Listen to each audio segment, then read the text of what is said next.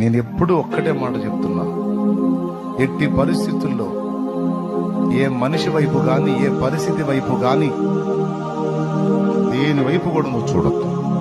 నువ్వు ఆయన వైపే నీ దృష్టి నిలుపు. అప్పుడు పరిస్థితులన్నీ నీ వెనకుంటాయి. కానీ ఆయనకు వీపు చూపించి పనికి మాలిన పరిస్థితుల వైపు చూసావా, అవి చాలా పెద్దగా ఉంటాయి అండ్ నీకు ఎదురుగా ఉంటాయి. నీ గుండె బద్దలు కొట్టి నీకు సావాలనిపించింది. అబద్ధాలు ఆడకుండా నిజం చెప్పండి. ఇక్కడ కూర్చున్న వాళ్ళకి ఎంతమందికి గతకాల పరిస్థితుల్లో సావాలనిపించిందో చేతులు ఎత్తండి. అనిపిస్తేనే చేతులు ఎత్తండి. సస్తే పోయింది, ఎందుకు బతకాల నేను అని ఎంతమందికి అనిపించిందో చేతులు ఎత్తండి. కారణం ఏంటో తెలుసా? నేను అబద్ధం చెప్పానా? ఎందుకు వచ్చింది నీకు ఆలోచన?